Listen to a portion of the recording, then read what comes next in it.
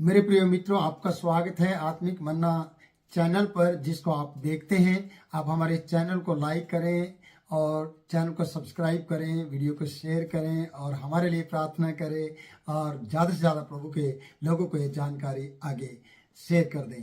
मैं चाहता हूं कि जब हमने योना नबी के ऊपर बहुत सी वीडियो को बनाया है, 4 अध्यायों को हमने कंप्लीट किया है, तो पहले अध्याय में फिर से हम आते हैं कि योना नबी के लिए 7 सवाल खड़े कर दिए हैं लोगों के द्वारा। और विपत्ति से घिरे हुए लोगों ने, जो जहाज समुद्री जहाज का डूबने पर था, जो वो अपनी सामग्री खो चुके, तो उसके लिए योना नबी के सामने जब वो गए तो वहां पर जाकर उन्होंने 7 सवालों को किया। और 7 सवालों में से पहला सवाल ये रहा आपके लिए। पहला सवाल है, तू भारी नींद में पड़ा हुआ क्या करता है? भारी नींद में पड़ा हुआ क्या करता है? मैं आपसे फिर से कहूंगा कि जब इन लोगों ने सर्च किया, जब ये लोग जाकर छानबीन करने लगे कि हम सब ने अपने अपने देवता की दुहाई दी है और हम अपना अपना माल वेस्ट कर चुके हैं और बर्बाद कर चुके हैं, हमने अपनी व्यापार की सामग्री को समुद्र में डाल दिया है, झील में डाल दिया है और हमारा जहाज अभी भी भारी है, अभी भी हल्का नहीं हुआ है। देखते हैं कि कौन है ऐसा व्यक्ति, क्या कारण है कि ये विपत्ति हमारे ऊपर पड़ी है। प्रार्थना और आराधना और देवताओं की दुहाई देने के बाद भी जरा सा भी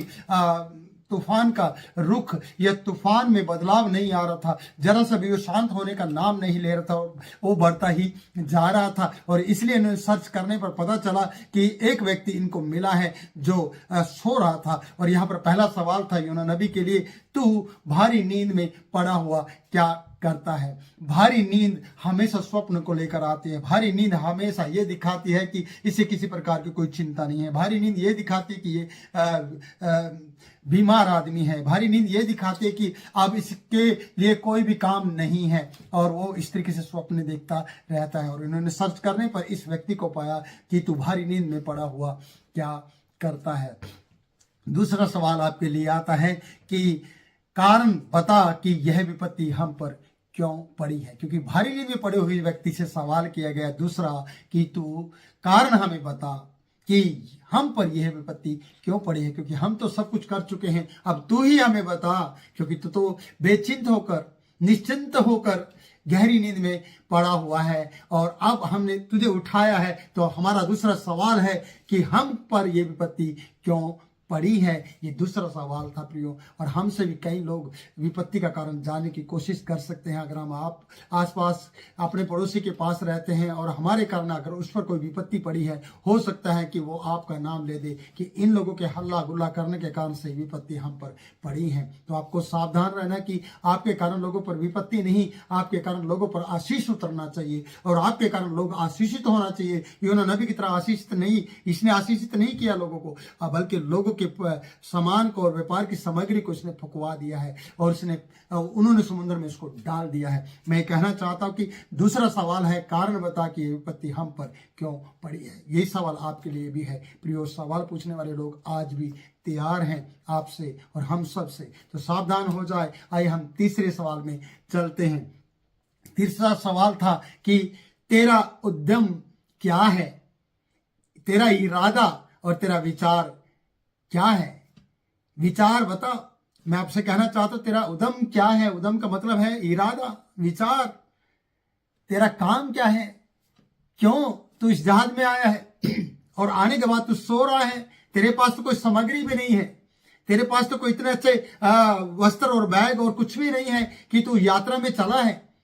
योना नबी तो घोड़ा था, योना नबी तो परमेश्वर की आज्ञा का उल्लंघन करके भागा हुआ था। योना तो ये सोच रहा था कि बस मुझे तो टाइम पास करना है और परमेश्वर की आंखों से और हर बात से मैं ओझल हो जाऊंगा और मैं दूर यात्रा करके दूर देश में जाकर, तरसीस में जाकर अपने एंजॉय करूंगा, मजे करूंगा और परमेश्वर उस बात को भूल जाएगा और मुझे नींद में जाना नहीं पड़ेगा। इसलिए तीसरा सवाल था तेरा उद्यम क्या है, जिसका मतलब है इरादा क्या है, तेरा विचार क्या है, तेरा काम क्या है। उसका कोई काम नहीं था, उसका कोई इरादा नहीं था, उसका कोई उद्यम नहीं था। वो बिना टारगेट के, बिना गोल के वो आगे बढ़ रहा था और वो सो रहा था और सो रहा था। और सब लोग अपने अपने टारगेट को और अपने अपने उद्यम के कारण से, अपने अपने इरादे के कारण से, अपने अपने व्यापार के कारण से आगे जाने की कोशिश कर रहे थे, लेकिन ये उन सब के लिए रुकावट था। इसलिए तीसरे सवाल को हमने देखा कि तेरा उद्यम क्या है, आपका भी क्या इरादा है, आपका उद्यम क्या है, आपका टारगेट क्या है प्रभु में, आप किसको चाहते हैं। आप प्रभु में आने के बाद आप क्या चाहते हैं कि आप अपने जीवन में प्रभु को देख पाएं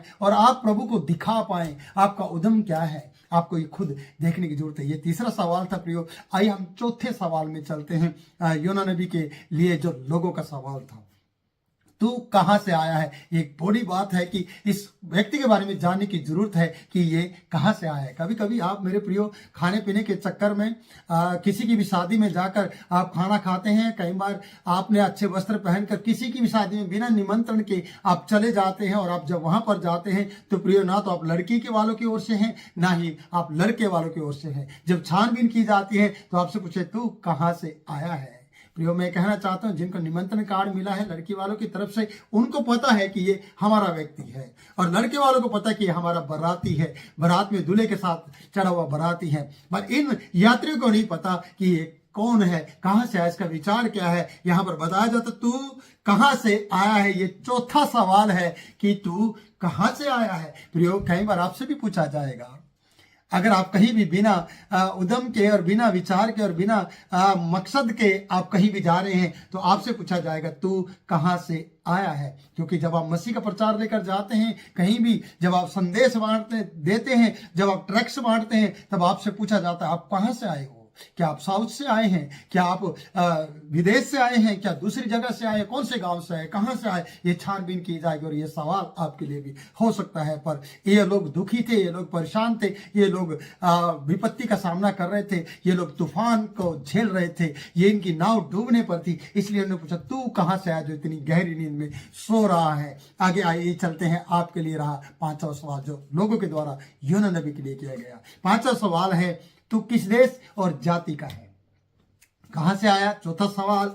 पांचवा सवाल तू किस देश का और किस जाति का है। दोनों को हम इकट्ठा करते हैं, पांचवें सवाल में लेते हैं कि तू किस देश का है और किस जाति का है। सोचिए ये क्यों होता है। जब लोग परेशान होते हैं तभी वो पूछते हैं, तभी ये सवाल उठते हैं, क्योंकि ये परेशान थे, क्योंकि गहरी नींद में था। और गहरी नींद पर उठाने पर जब सवाल पर सवाल, सवाल पर सवाल, सवाल पर सवाल जब पूछे गए तो ये बुखलाया भी है और ये समझ नहीं पाया कि इसको क्या करना है। क्या सवाल है पांचवा, तो किस देश का है और किस जाति का है। देश पूछा गया, फिर जाति पूछी गई। आपसे भी कई बार देश और जाति और आपका धर्म, बहुत सी बातें आपसे पूछा गया। लोगों का भ्रम है कि आप किस धर्म से हैं, और वो पूछेंगे और आपके लिए सवाल खड़ा कर देंगे। आइए हम आगे बढ़ते हैं। छठा सवाल, तो किस छठवां सवाल है तूने यह क्या किया है।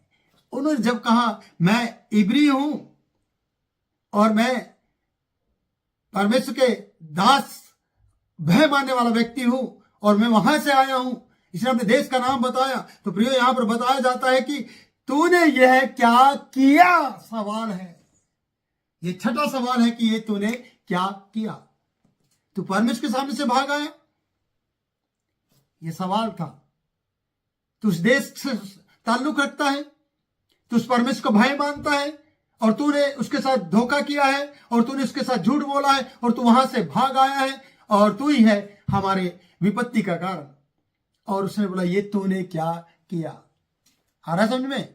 जब हम ये कर देते और किसी को पता नहीं चलता, हम सोचते पता नहीं चलेगा। मैं कहता हूं पता चलेगा, और यहां पता चल गया है कि ये परमेश्वर की ओर से भागा हुआ व्यक्ति है। ये इब्री है, इब्रानी भाषा जानने वाला और परमेश्वर का भय मानने वाला है, और ये व्यक्ति ही है समस्या का कारण। इसलिए छठवां सवाल था तूने यह क्या किया। और सातवां सवाल पर आते हैं, लास्ट एंड फाइनल पे हम आते हैं इस वीडियो में। वो सातवां सवाल था हम तेरे साथ क्या करें, हम तेरे साथ क्या करें। गहरी नींद में सोने वाले व्यक्ति से पूछा, सारी जानकारी लेने के बाद, सवाल करने के बाद, और जो सातवां सवाल था कि हम तेरे साथ क्या करें। प्रियो आज नहीं कोई पूछने वाला कि हम तेरे साथ करें। आज तो लाठी डंडे उठाकर मोटे दिमाग के लोग, क्योंकि वो दिमाग से काम नहीं लेते, अकल बुद्धि वो रखते नहीं है, वो तो मार पिटाई करने के लिए तैयार रहते, क्योंकि उनके जीवन में परमेश्वर का भय नहीं होता है। वो डर नहीं मानते हैं, वो किसी का भी आदर सम्मान नहीं करते हैं, वो उठाते हैं और मार देते हैं। और यहाँ पर पूछा गया है सवाल सातवां जो फाइनल है कि हम तेरे साथ क्या करें। प्रियो यहां पर आपसे सवाल भी ना पूछे, पर योना नबी से सातवां सवाल हम तेरे साथ क्या करें, उसका एक ही उत्तर था, क्योंकि वो बुखलाया हुआ था। वो घबराया हुआ था, वो डरा हुआ था, वो चोरी कर कर आया था, वो परमेश्वर को के साथ उसने विश्वासघात किया था, वो अपना देश छोड़कर आया था, वो भाग कर आया था और वो इब्री था और परमेश्वर के साथ उसने गद्दारी की थी। वो बुखला गए थे क्योंकि जब गहरी नींद में से तुरंत उठे और सवाल पर सवाल, और यहाँ पर 7 सवाल और 7 सवाल के साथ एक जवाब, और एक जवाब क्या था? वो ये था, उसका उत्तर था, मुझे उठाकर समुद्र में फेंक दो। और वो ज्यादा बोल नहीं पाया, उसे कहा मुझे उठाकर, उसने कहा मुझे उठाकर समुद्र में फेंक दो। बस वो मरना चाहता था। अब मेरा क्या होगा, उसे कोई लेना देना नहीं है कि वो सवाल पर सवाल ना करे, 7 सवालों के अलावा वो 14 सवाल ना कर दे। इसलिए वो चाह रहा था कि मुझे उठाओ।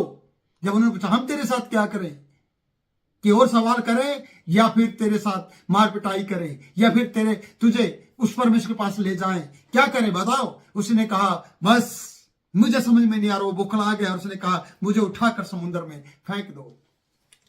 सोचिए, क्या उन्होंने तुरंत उठाकर समुद्र में फेंक दिया? नहीं प्रियो, इतनी जल्दी उन्होंने समुद्र में उठाकर नहीं फेंका। वो और खेते रहे और झेलते रहे। वो परमेश्वर का भय मानने वाले लोग थे। वो नहीं चाह रहे थे कि इसको हम मार दें और इसके कहते कि ये इसका दोष हमारे ऊपर आ जाए। वहां पर लिखा है निर्दोष का दोषी हमें ना ठहराना। और वो इस बात को कहते रहे और वो खेते रहे और समुद्र के किनारे जाने की कोशिश करते रहे कि हम ये पाप अपने ऊपर लेना नहीं चाहते हैं। आज पाप बाप बन गए हैं बहुत से लोगों का। पाप बाप बनकर बहुत से लोगों से पाप करवाता जा रहा है और लोगों ने अपने आप को पाप के हवाले करके अपना बाप उसे मान लिया है और वो जल्दी से पाप कर जाते हैं और जल्दी से उठाकर फेंकते हैं, जल्दी से मसीह व्यक्ति के ऊपर हाथ उठाते हैं, बहुत जल्दी से उन्हें मारने की कोशिश करते हैं। सावधान हो जाएं कि आप सवाल कर सकते हैं पर आप उसे मार नहीं सकते।